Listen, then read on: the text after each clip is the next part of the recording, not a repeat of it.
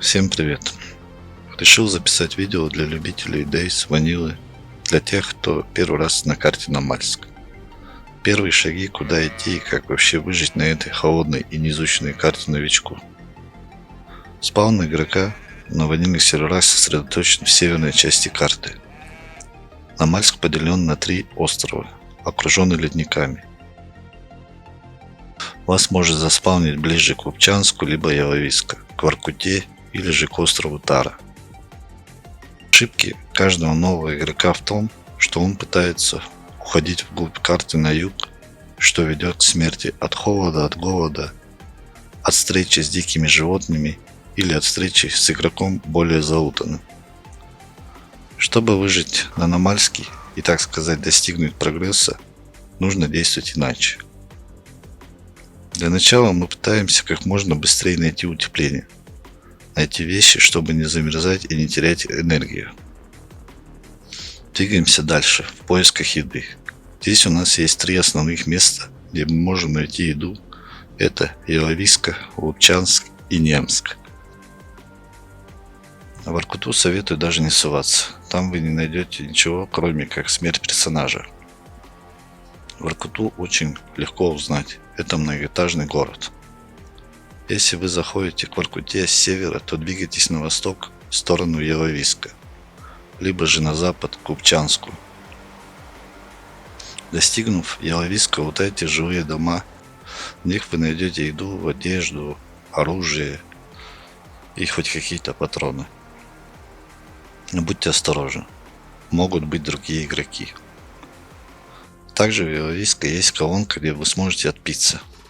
Всего на северном острове 4 колонки с водой.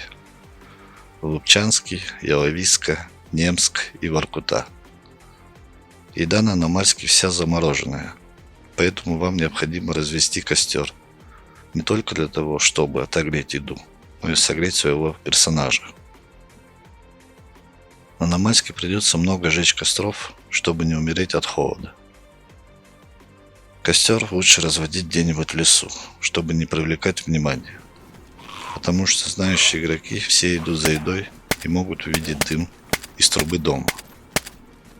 Также возле Яловиска всегда можно встретить живность, которую можно убить и съесть. По оружию можно на много не рассчитывать. Спаун оружия и патронов в северной части скуден и беден. Но вы обязательно найдете ружье, пистолет, либо же винтовку Мосинка. Дальше мы можем пройтись по военкам в северной части, их тут 4. Весь лут на военках это легкая амуниция. Ничего, кроме как военной одежды, шлемов, обуви, СКС и ППшек вы тут не найдете.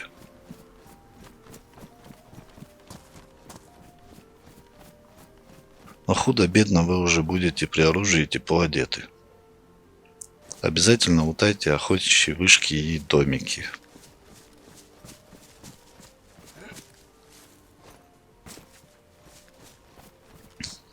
Также на юг от Воркуты имеется высокая сторожевая вышка.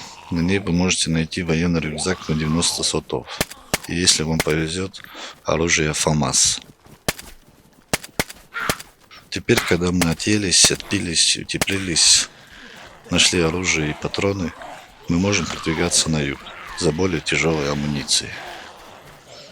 Надеюсь, мое видео поможет вам. Всем спасибо, приятного просмотра.